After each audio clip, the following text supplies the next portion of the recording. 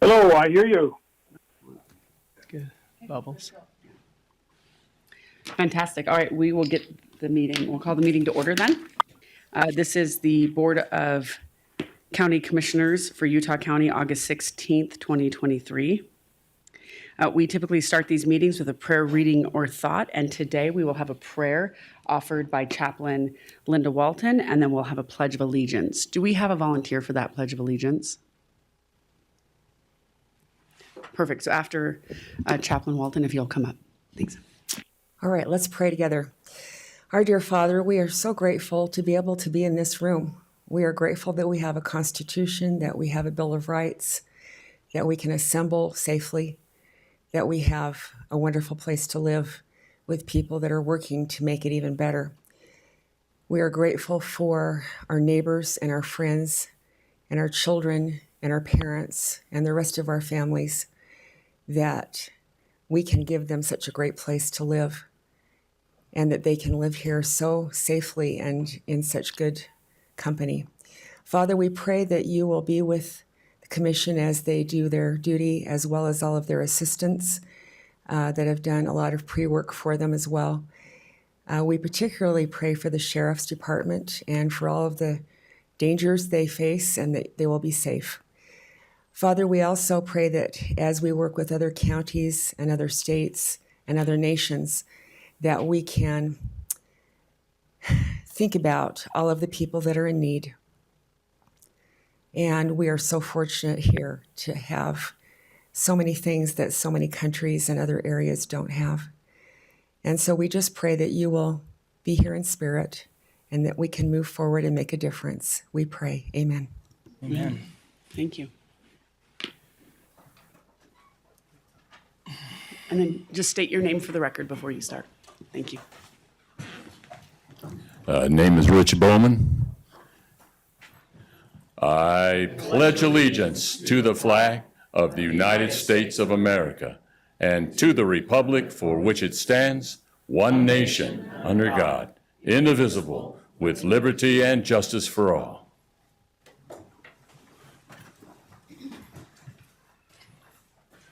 Thank you.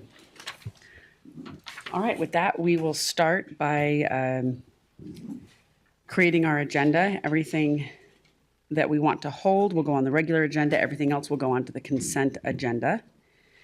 So on items 1 through 10, do we have any items that we need to hold? I have nothing. I have none. Okay. Items 11 through 20. I just wanted to point out on the change orders that those change orders are at the cost of Salem City. That we are passing that through to them. So I just wanted to point that Good. out. Thank you for that. I have none to hold. Okay. Items 21 through 30. Just the names that'll be on the special service districts for 26 and 27. Do we have those? For the North and South Utah Valley Animal Shelters? I believe we do. Okay. Somewhere. Before we get, should we hold those and Yeah. add them? We'll Yeah. hold those and Yes, wait, sir. and We'll that get gives you until we get to them. Okay, so 26 and 27 we'll hold. Okay.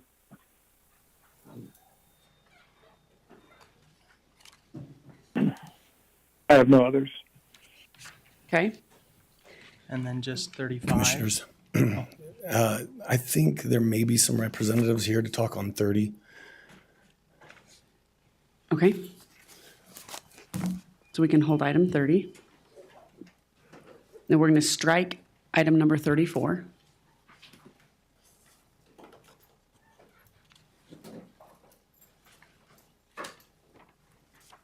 And hold 35. Okay, and hold 35. And then holding 36 with a Tuesday at 2 p.m. Yes. 3 p.m., excuse me. 3 p.m. Next. So item number 36 will be set for, what's the date on that? August 22nd at 3 p.m. And then strike 37, 38, and 39. Richard, you don't have anything for those? Okay.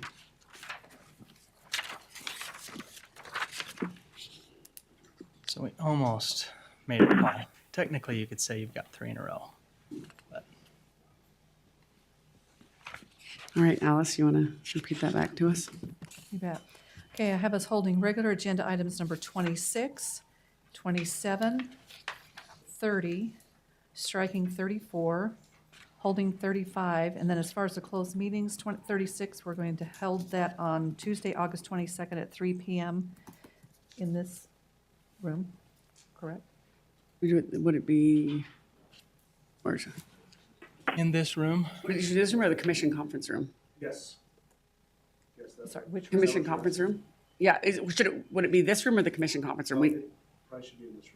Okay, we can do in this room. Yep. Okay, in the commission chambers. And then the rest of the closed sessions, 37, 38, and 39 are stricken. Okay. Okay, thank you. All right, back to item 26. Do we have a name yet? Do you want to move to 30 and then circle back? We can do that. We'll move to item number 30.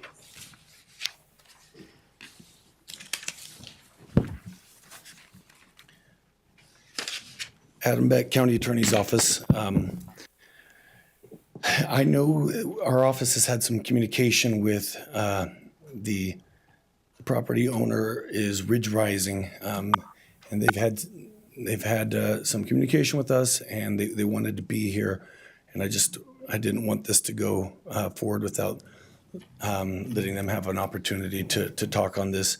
I will say that this item, the parcel was rolled back, and there was some talk of maybe entering into a deferral agreement in working with the assessor's office. They have not got back into Greenbelt, and because of that, our recommendation was a denial. If there is a representative from Ridge Rising. Is there anyone online, Alice? No.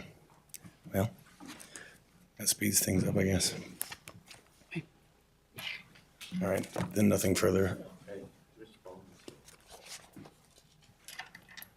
Rich Bowman is here, and he may have a couple words that he may want to say as well. Did you want to come up?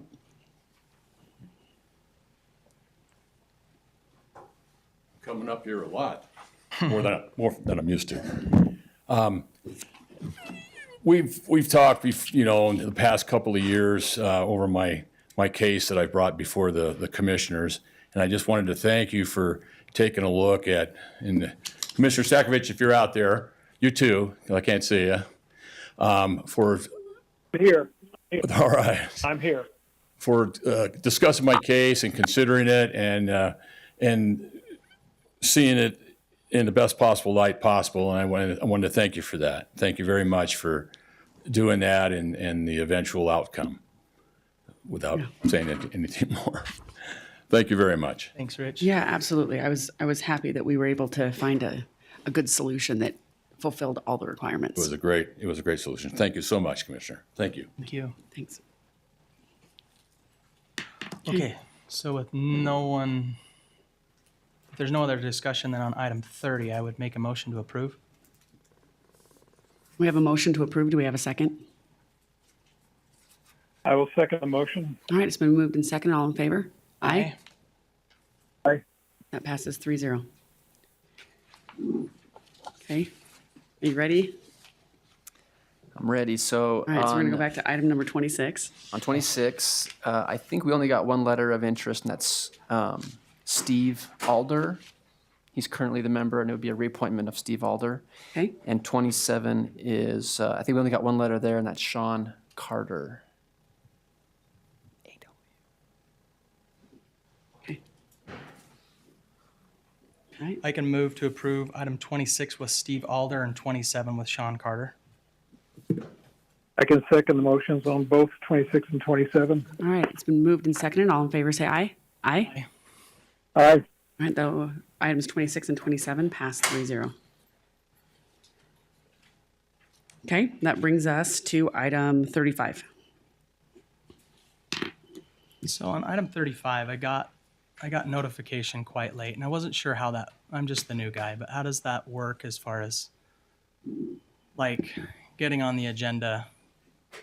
And then I didn't get some documentation until later this morning, and I just was like historically, right? I like to be able to go through and call and ask and have notes and everything like that. So how does something get on the agenda so close to the statutory deadline? Well, yeah, so the statutory deadline is 24-hour notice. That's the deadline that I'm concerned about.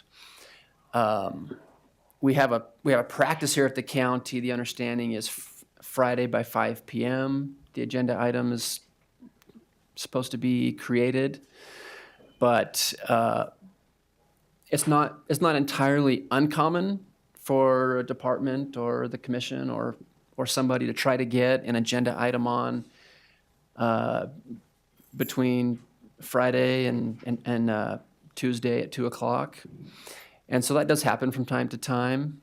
Of course, by statute, it's we have to provide the public notice 24 hours in advance.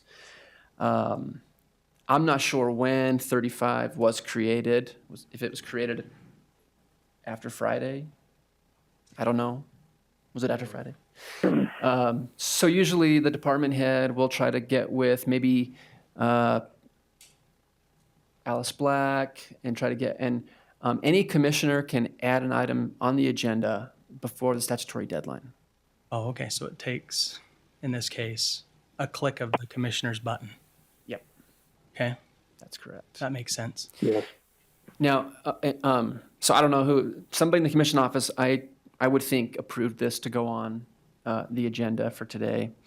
There is the point, this agenda item kind of has two parts now. It sort of has two parts. We have the creating the chief deputy position, and then there's also a part about eliminating a confidential assistant position. My understanding is that the agenda item to appoint the chief deputy was created and noticed before the deadline, but I believe that the second part about eliminating the position was not added until after the deadline. I'm not even sure if it was ever noticed to the public. I know in our system it's changed. I don't know that notice ever went out to the public. It would be my advice to the commissioners that you can address the first part, but that due to lack of notice, you really can't address the second part until it's noticed properly and put on the agenda on time, and then you can act on it later. Yeah, I agree with that, Paul. So I guess I like the idea. It's what we discussed. And so, I mean, you took, the bull and by the horns and ran with the recommendation, to do this. So I like the idea. It's just statutorily, like, I just want to make sure that, all of the I's have been dotted. And it just felt like it was really rushed last minute to me that, the attorneys have to review it and everybody, and so I'm certainly not opposed to this. Like, I think it's really kind of what we discussed a couple weeks ago. So I applaud Aaron for doing that. No, I guess I'm saying, like, if what you're saying is we almost legally have to wait another week, is that what you're saying in order to, Well, or I we just think- act on what was noticed? Yeah, I think you can act on what was noticed. So if the commissioner's inclined to add to the staffing plan and to add the appointed chief deputy position, you can definitely do that today. But you can't riff the other position until next week. Yeah. The financial piece came in like at 11:30. In fact, In I order hadn't to- even had questions to ask, and that was my only question there. I hadn't even thought of that, so that's great that you guys pointed that out. But we could execute on the first part. We would just have to wait a week to execute on the second part, and we would just go into it knowing we were going to do that. Right, so we'd have to actually create a separate agenda item. So we'd have to modify the existing agenda item and then create a second agenda item for next week with the RIF. I mean, I don't like the idea of calling it modifying the agenda item. You would just Go take with an the, action on the first part of the agenda. On the first part of it. Oh, You could okay. leave the second, I mean, again, the second part, I don't even know how it So was. the part that was noticed. Yeah, the part We that could was act on the noticed, part you that was can act on it. noticed. So we could act on the original agenda item, not, okay. So does that create a problem? Now this is a question for the auditor's office. Does that create a problem for the budget if we are creating a position that is unfunded because the funding for that position would be in a position that's supposed to be eliminated but isn't eliminated? We have the chief deputy, we have a deputy, and we have a clerk, a confidential assistant. So we have 3 positions that the existing position could be funded. So there's enough funds from the chief deputy and deputy position to be able to fund the appointed chief deputy position today, and then RIF separately the confidential assistant on the next time we meet. Right, but we have to defund one. So what I'm asking is the auditor's office, is there any problem with that?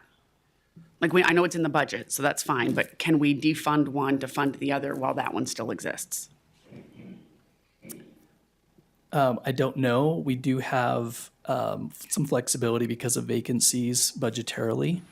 So because this the financial part came in so late, I'm in real time still working with my team to do that analysis. So I don't think there's any reason budgetarily to hold it up, but we just don't have all the answers right now. But we do know that because of vacancies, we do have some bandwidth, and if it's a matter of a week or two, I can't imagine that the budget is going to be an issue. Okay, so that could be okay. And then on that same note, over to HR, when you go through to create this position and do the funding, how would you pull that? Just I want to make sure that if we're going to vote on it, we want to make sure it can actually happen. And these are the type of things that we typically work out before a commission meeting, so I'm sorry to put you on the spot, but No, it's fine. It's totally fine. We would, create the position. It would be available to be filled. And very likely, the other role will actually be eliminated before the job is actually filled. So the likelihood of there being any conflict is almost zero. But to answer your actual question, there's just, similar to what Jeremy said, there really isn't an issue with the budget because of the amount of surplus because of vacant positions. okay, so you don't see a problem on that? No. On doing no. what Paul is suggesting? No, we can, create the position. He can go forward with with what he wants to do as far as the recruitment, and there'll be no issue with the budget as long as it happens in the next week or two. Does that make sense? Yeah. Okay.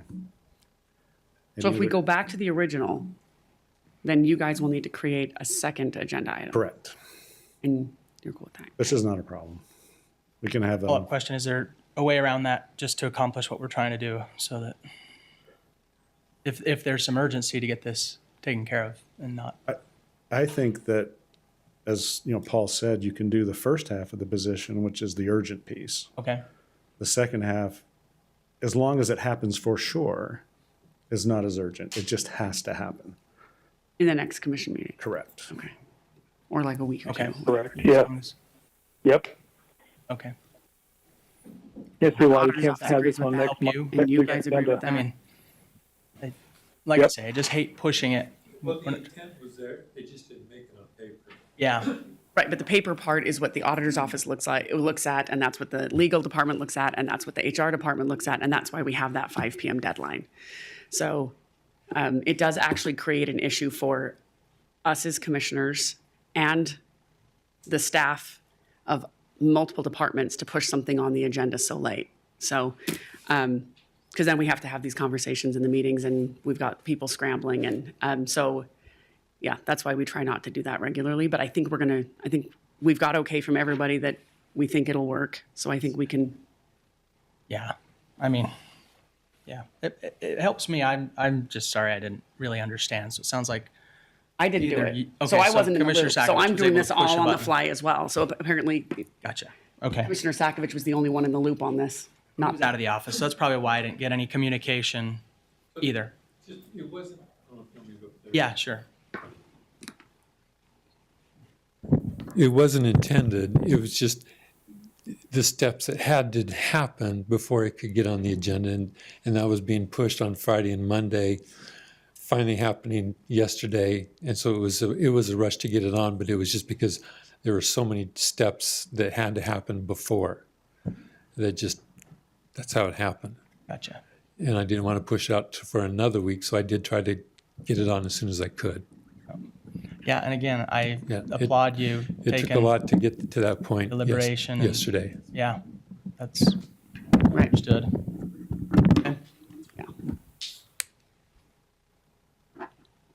Okay, yeah.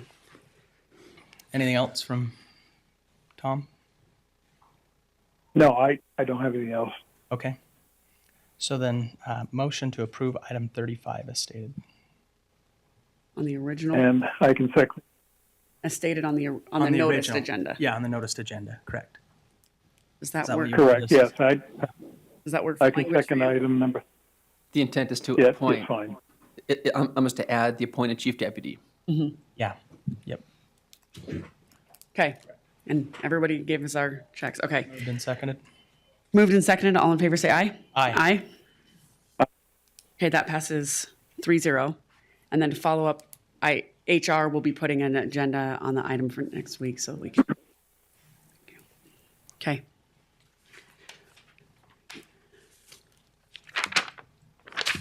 I think that brings us to the end of our Yeah. regular agenda. Public comment? Yep, public comment.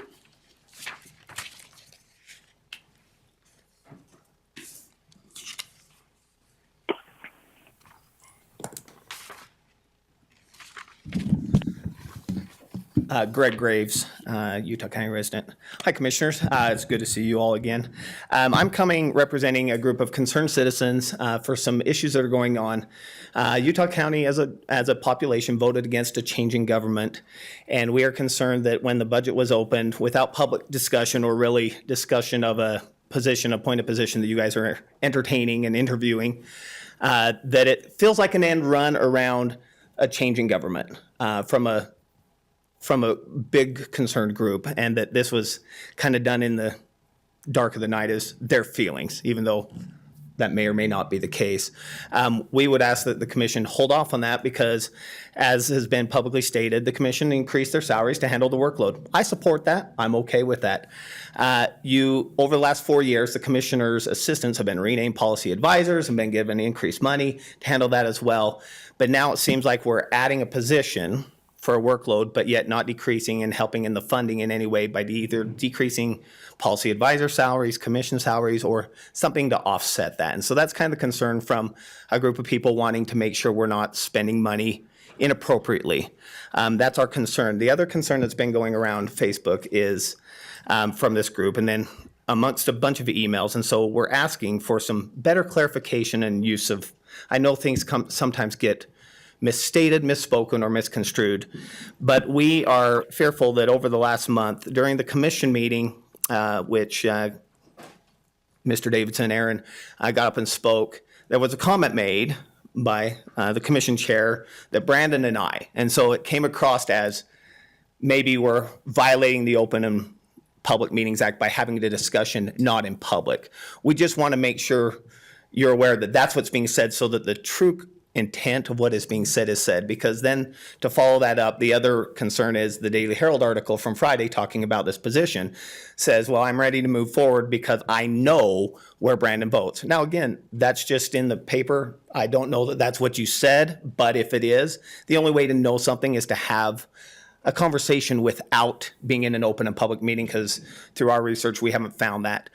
The other concern to us is we got a call from somebody in the auditor's office, and then I called and spoke to somebody in the attorney's office that we're also doing trainings outside the county with the auditor's office, that commissioners are talking about spending funds and doing trainings and going down to Canyonlands and things like that. And so it's a real concern that we can't start saving the county a little bit of money, even though there's things, because there are real expenses and things that happen. And so it would be our intent as this group, as we start to learn some of these things, that the commission maybe be a little more transparent on why some of those things have to happen and why those funds need to be spent in that manner of fact. So thank you for the work you guys do. Thanks, Greg. Thanks.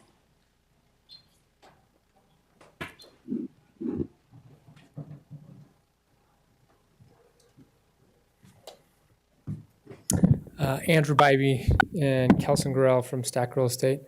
I apologize. I think we're late for our agenda item on number 30. We underestimated how quickly you would move through 35 items. I don't know if there's a way after public comment to come back to it in an agenda item, but we are here and prepared. Where's Adam? I see it. It's an attorney question. Sorry. You could, if you are so inclined to, somebody could move to bring the item back on the agenda. So we could take public comment and then determine that. Yeah, that's fine. We can do public. Well, I would say do you want to do that? Do you want to have them addressed during public comment? Or do we want to bring it back up? You guys would just bring it back and I'd be okay with that. Okay. Motion to bring back item 35? No, it's 30, excuse me. Item 30. Yeah. Do I have a second on that? I'm happy to, yeah, I can give a second, yes. Okay. All in favor, say aye. Aye. Aye. All right. Aye. It passes 3-0. All right, let's bring that back. Thank you, Commissioners. I spoke on this a little earlier. I'll just do a recap. Ridge Rising has an application before us today. The county's position is well, it seems like they may want to look into doing some sort of deferral and abatement. The problem is we would like to see them being greenbelt first. I had communication with the assessor's office, and they are not in greenbelt, and we would like to see that they qualify for that before we start moving into discussions about doing a deferral agreement. This matter, if you recall, did come before you in the BOE, in a BOE capacity, and it was denied there. So they're here on this 1347 application.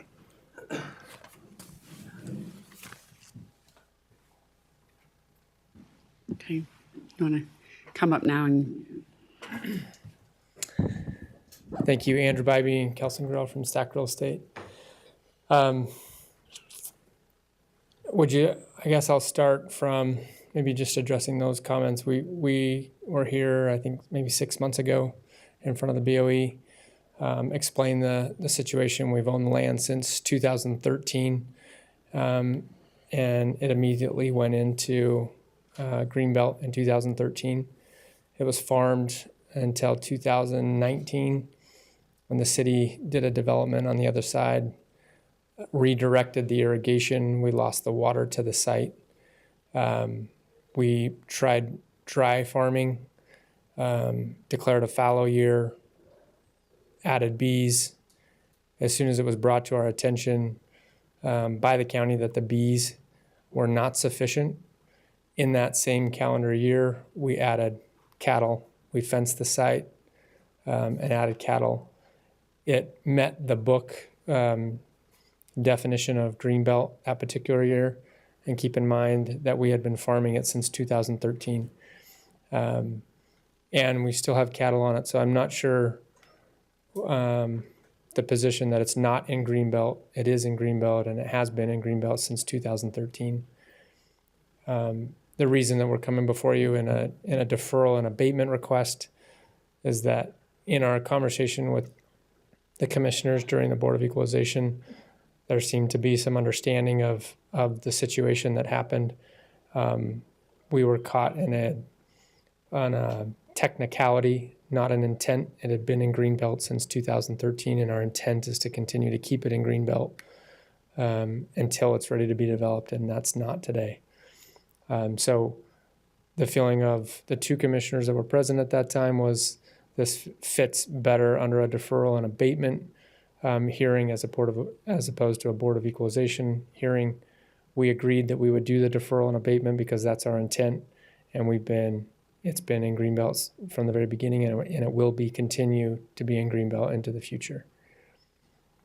Any questions that I can answer? Yeah, it just sounds like the office thinks that you're not in Greenbelt and you think that I you know. are. So we probably just need to get that Clarify addressed that. and clarified. I thought we addressed that At some 6 point. months ago on Yeah.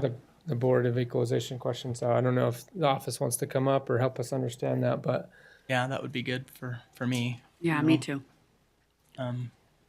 I don't know if we have. I know We may the have- issue when we were here for the BOE hearing was that Bs were not sufficient, to which we said, we know that. You brought that to our attention in the middle of December, and we immediately fenced and brought And in. brought in cattle. And we qualified. We have the statement from the farmer who would have been here today, but he is farming. He could not get away from activities he had today.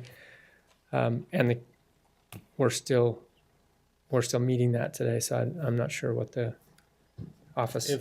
If the question is a technicality, I don't think we applied to be put back in Greenbelt because in our mind, we're still in Greenbelt.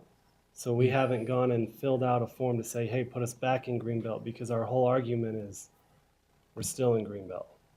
So when I've discussed this with the county and I was never informed, hey, you need to fill out another app or anything like that. So, I mean, if that's all we're missing is an application, we can do that in a heartbeat. We have all the documentation. We've supplied the county with evidence that it's been Greenbelt, that we're farming the property as is. Last time we had our farmer, and he knows a lot more than what we do. But we struggled getting a crop because of the loss of water. And you know, that has been our big struggle is the water. That's been restored now. And so we're just trying to keep this property going and continue it in Greenbelt for. Okay. Adam or anybody, do you have anything to add about? In the material that was provided under this item in the last section, it shows that this parcel was rolled back on 12/14 of 2022. She stated here that it does not meet agricultural production. I mean, they say they're on Greenbelt, and I couldn't tell you if they would meet the qualifications now. Diane Garcia was able to provide us with some pictures of the current property as of August 8th. And you could look at those if you'd like, but they would need to reapply in order to get back on Greenbelt because they're currently not as of December of last year. Yeah, and again, if you have the materials in front of you, you can see the green belt rollback billing. Yeah. On the last page. So what is their process, Adam, of notification? I mean, would there have been notification that they need to reapply from the December? I think the rollback is the notification that you were pulled off. Correct. Yeah. Okay. And just getting back into production doesn't automatically get you into Greenbelt. You still have to go through the application process. Okay. That's incredibly frustrating when we're here for a Board of Equalization hearing and have explained that we have never fallen out of Greenbelt. We have met the requirements all the way through to the date that the county feels that they wanted to do the rollback. And then to be told in that meeting would you be willing to go to a deferral and abatement because the conditions are more conducive to what you're asking? It's a little bit more work for you because you got to defer and abate as opposed to just overturn the rollback. And I said yes. And then I think, I don't know, Adam, or Ben, how many phone calls have we had with you over the last 4 months or 5 months that you've been reviewing this, and not one time in that any one of those phone calls has anybody ever said, oh, by the way, you need to apply to get back into Greenbelt. The whole issue is we have never been out of Greenbelt. So it's very disappointing if that's the position. Is surprised today, after I've talked with you on the phone multiple times to get to this day, that you have not one time said you need to apply before you get to the hearing, because that will be a technicality. That's my frustration here, is we're dealing with technicalities, not realities.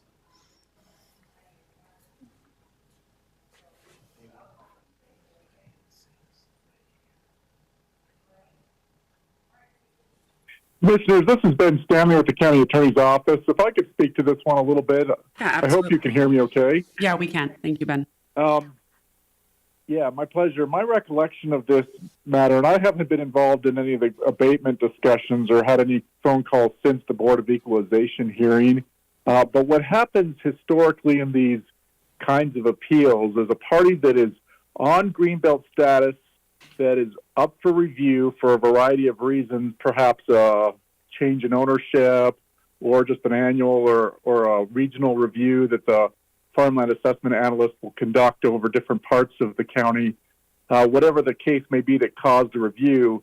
If they're not found to have had sufficient production, they can be rolled back. And when they're rolled back, they are removed from the Greenbelt status by that decision to roll back the parcel.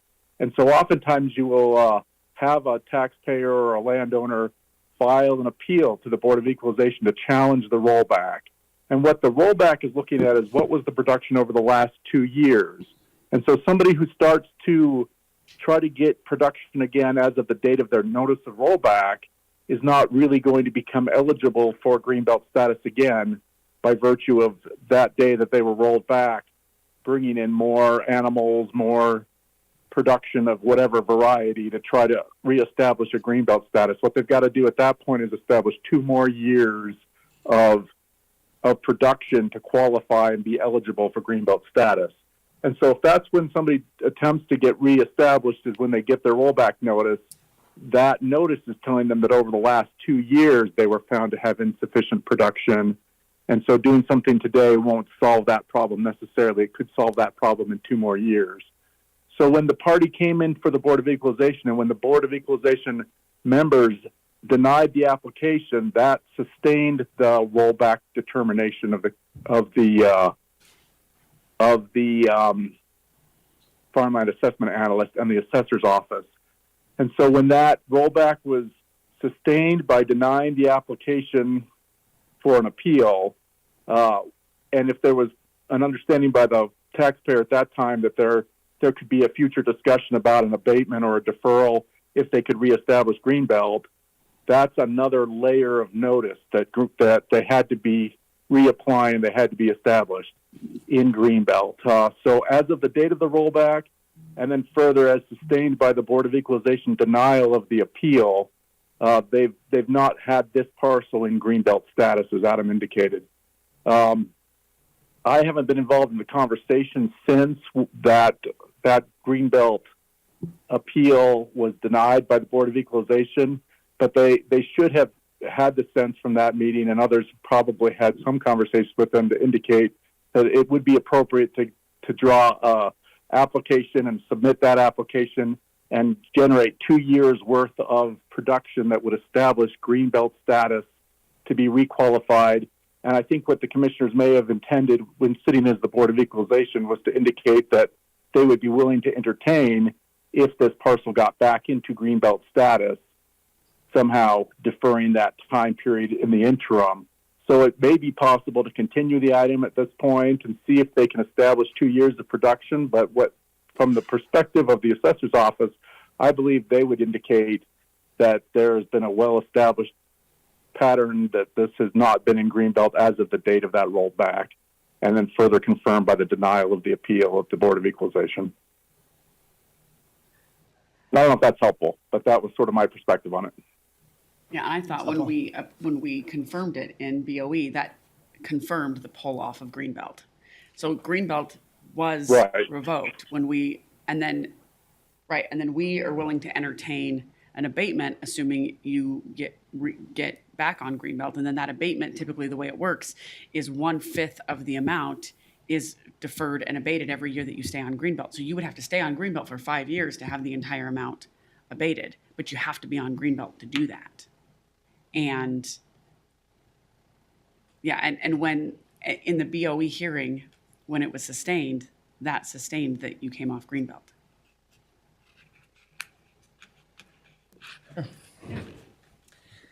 Ben, you made a comment in your commentary there that probably somebody talked to you about that. I think those were the words that you used, and that probably did not happen.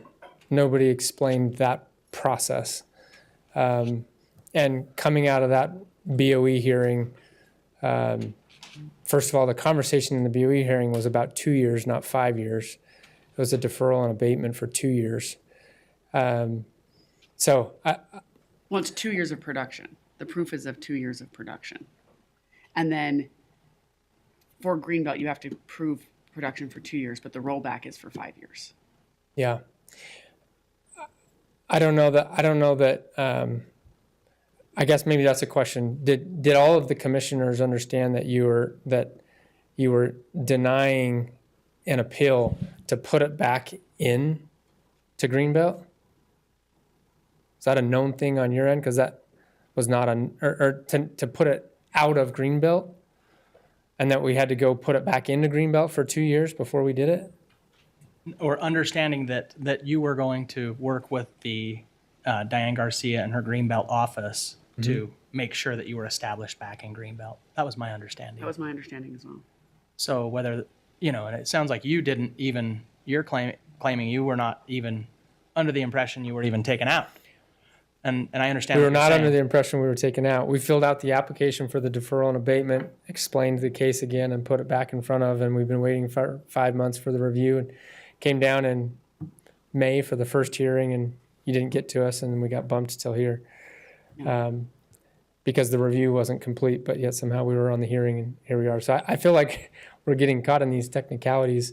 We've never been out of Greenbelt. That was the whole point from the beginning.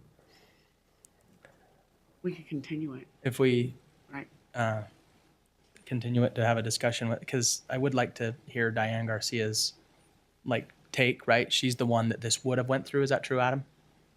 Just perhaps, or no? Yes, I did, when we circulated this application, it did go before her, and the notes that you see on there are Diane Garcia's. If and when he applies for Greenbelt, it would be back before Diane, and she would be able to answer any of those questions about the specifics of the Greenbelt.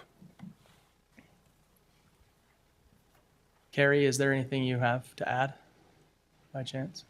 No? Okay. We could continue. Because it sounds like they didn't understand they had to reapply.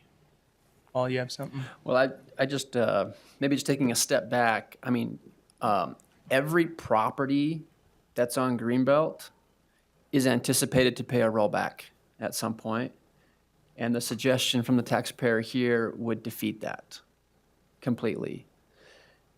He wouldn't have to pay a rollback now, and he wouldn't have to pay a rollback later. I think under these applications are a way for the commissioners to say, okay, technically you've been removed from Greenbelt, and before the BOE, we don't see the grounds to overturn that. So we're going to have to deny the appeal. But if in the opinion of the commissioners, they're still farming, this is a means to say, okay, we'll let you kind of not pay the rollback now if you can show that you're in Greenbelt, still in Greenbelt, sort of, but you're going to pay it later. Like you got to pay a rollback somewhere, now or later. The suggestion here is to not pay one at all. And that's not fair to the tax-paying system, to the taxpayers generally. So, the green folder process is a way for the commissioners to show some compassion and to say, if you're still farming, but you were withdrawn on some technicality, we'll defer it for a while, but we're going to capture that Greenbelt or that rollback at some point. The suggestion today would completely defeat that. Can I ask for some clarification? I don't think anywhere in our application or anywhere in our communication with the BOE or today that we're trying to avoid paying a rollback at any given time. Well, I will gladly pay the rollback when we're ready to develop and pay the rollback. So which part of this do you feel like we're trying to get away from paying a rollback? I've never... Well, the part where you're not in Greenbelt. Well, the part where I'm explaining to you that our understanding is we've been in Greenbelt since 2013, and we've produced that evidence for every year that we are in Greenbelt and have been in Greenbelt. Right, but we're stuck with But that, but we're stuck with the pesky reality that you were withdrawn from Greenbelt, officially Understand. withdrawn, like, Understanding Like that in pesky real reality life, right now, you were understanding that withdrawn. right now, that we were withdrawn when I thought Right. this was a continuation of that but you conversation. appealed that, sounds like, to the BOE, and they affirmed that withdrawal. That's Right? what I'm, So- that's what I'm realizing in this process, that was the pesky reality of that BOE hearing. Right, and so. And what in- I'm asking for today, what is the process so that I can continue to do what we've been doing for 10 years to avoid the rollback today and pay the rollback when we're ready to develop? Like every developer on every piece of dirt that has ever been in Greenbelt. I'm not going to try to avoid that when it's due, not when it's not due on a technicality.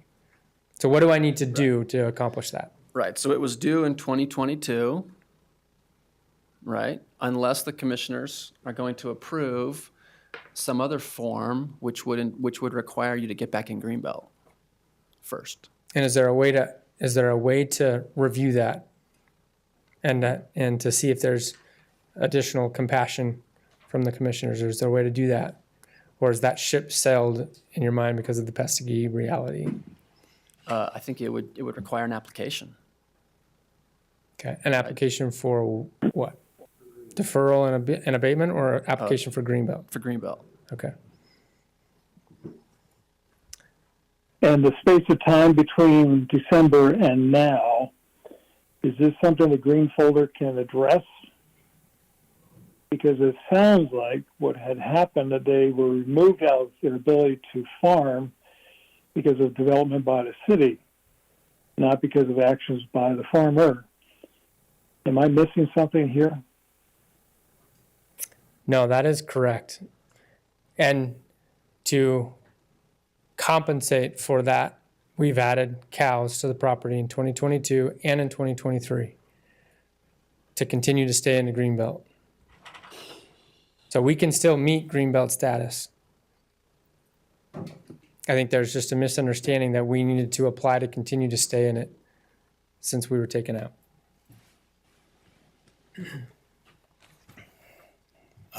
Yeah, as has been said, there are pictures of the current status. I don't want to put words in Diane's mouth, but I think it's likely that she said that they don't currently meet Greenbelt status.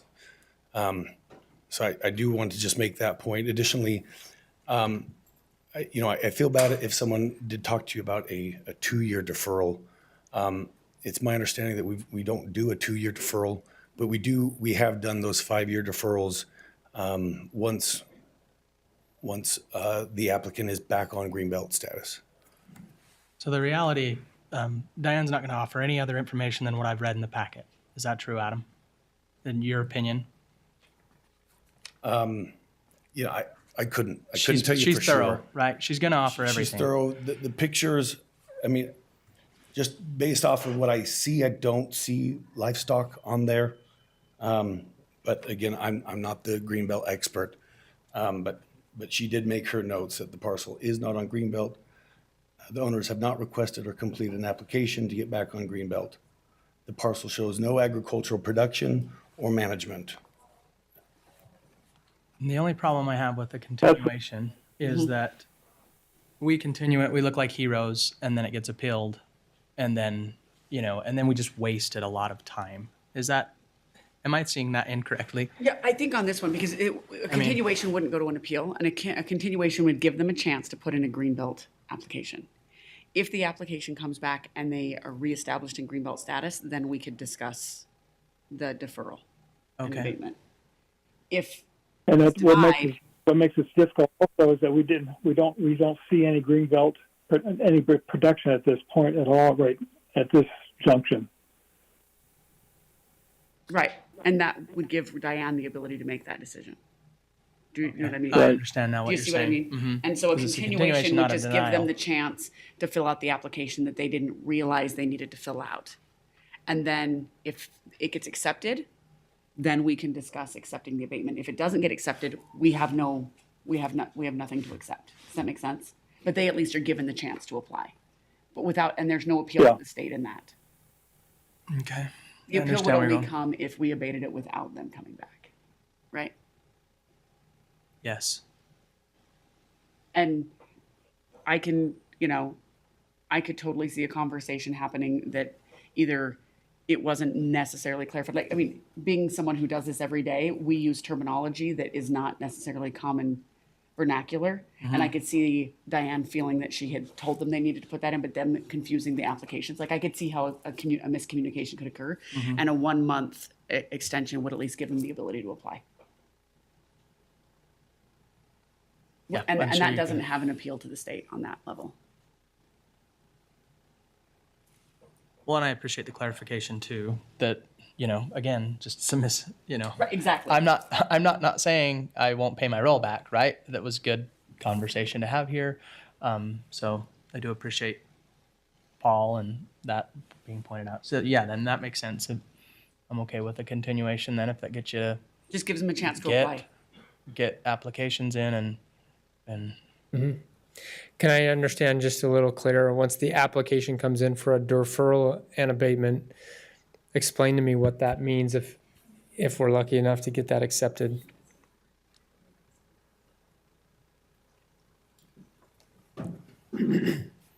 What was the question? So if we apply for Greenbelt, it's accepted, and there's a deferral and abatement, what does that mean practically speaking? So, yeah, the application, similar process, we'd send around. If you are on Greenbelt, then we can work on putting together this deferral agreement that has been discussed. We'd want to make sure that Greenbelt status is in place. And additionally, this, as was mentioned before, it's 5 years. It's a 5-year agreement. And so this agreement, if at any point in the 5 years that you get off of Greenbelt, it's going to be rolled right back.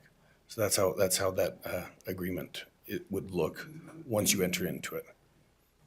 So how does the payment of the current rollback work? So what money do you want from us at the point at which we're reinstated at Greenbelt and you've accepted the application and we're in the deferral period? Am I paying the rollback and then you're crediting it back? Or what are you doing from the payment side of the taxes?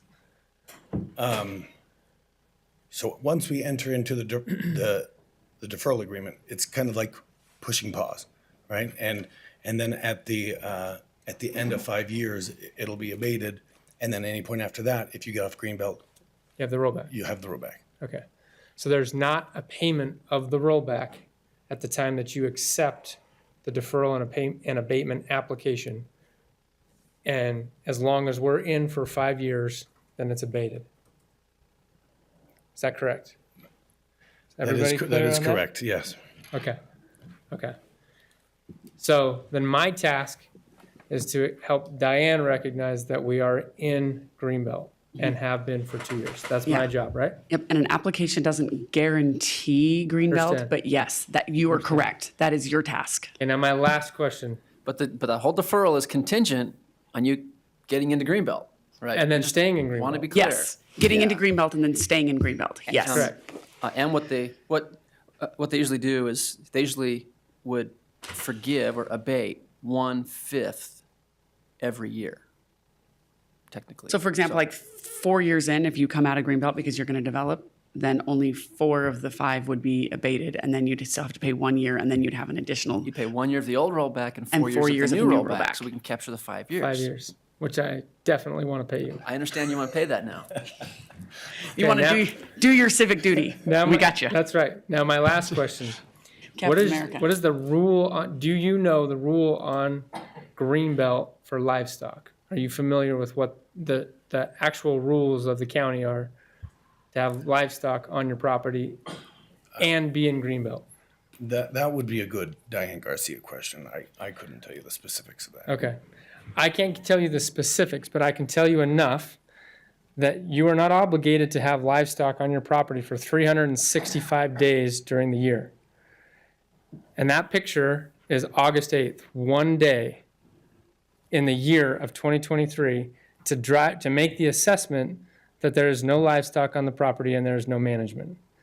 If that's the level of review that we're doing to determine whether somebody's in Greenbelt, then we have an issue. During your application, you'll have a chance to provide supporting documentation to Diane to establish To help her how not make many a conclusion. animals, how many animals you had, how long, and all that. So you'll have a chance. The to- buying, the selling, all of that happens, right? If you're taking crops off, right? Right. Where So those crops. what I've seen before is somebody takes a picture on a day that there are no cattle there, but then you take a picture on a day that you do have cattle there. That's just exactly what I was. Yeah. That sounds great. Receipts for when you purchased or whenever you rented it out or Purchase, sold, any rental, documentation you can provide to show that there was Tax production will documents. be in your favor. Receipts, pictures. That much I'm familiar with. I just was trying to make the point that because we have pictures on August 8th, Right. to make the declaration that the taxpayer is not in Greenbelt without even making a phone call Right. to do the due diligence, that's not due diligence about Greenbelt.